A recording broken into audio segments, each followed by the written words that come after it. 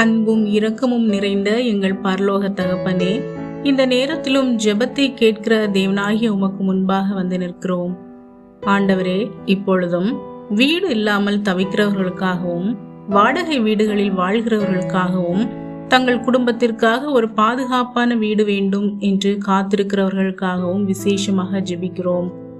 கர்த்தர் வீட்டை கட்டாராகில் அதை கட்டுகிறவர்களின் பிரயாசம் விருதா என்று உம்முடைய வார்த்தை கூறுகிறது. ஆண்டவரே, மனிதர்களால் முடியாத காரியங்களையும் செய்ய வல்லவர் நீரே. இப்பொழுதும் வீடு கட்டுவதற்கான வழியை திறந்தருளும். வீடு வாங்குவதற்கான பொருளாதாரத்தை ஏற்படுத்தும். நல்ல இடத்தில் நல்ல விலைக்கு பாதுகாப்பான ஒரு வீட்டை தேர்ந்தெடுக்க ஞானத்தை கொடும். தேவனே, வீடு வாங்குவதற்கான பணம் இல்லாமல் கவலைப்படுகிறவர்களை நீர் நோக்கி பார்த்து அதற்கான வழியை திறந்தருளும். தகப்பனே, வீடு கட்டுவதற்காக வாங்கும் கடன் சுமையாக இல்லாமல் அதை செலுத்துவதற்கான கிருபையையும் பலத்தையும் கொடும். வீட்டு ஆவணங்கள், வங்கி நடவடிக்கைகள், பண பரிவர்த்தனைகள் அனைத்திலும் உமது கரம் கூடவே இருக்கட்டும். நான் உனக்கு போதித்து நீ நடக்க வேண்டிய வழியை உனக்கு காட்டுவேன்.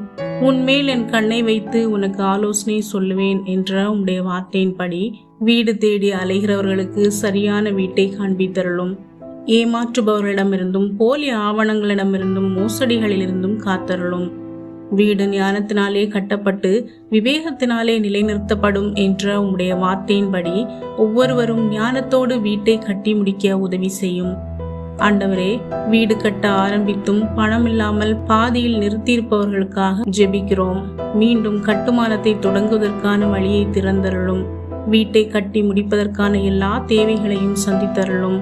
ஆண்டவரே, சொந்த வீடு என்பது ஒரு கனவாக மட்டுமே இருந்து பல வருடங்களாக காத்திருப்பவர்களை நினைத்தருளும். அவர்களின் கண்ணீரை பாரும்.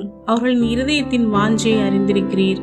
காரியத்தை வாய்க்க பண்ணும் கர்த்தரே, இன்று முதல் புதிய வழிகளை திறந்தருளும். சரியான மனிதர்களை சந்திக்க செய்யும். சரியான நேரத்தில் சரியான உதவி கிடைக்க செய்யும்.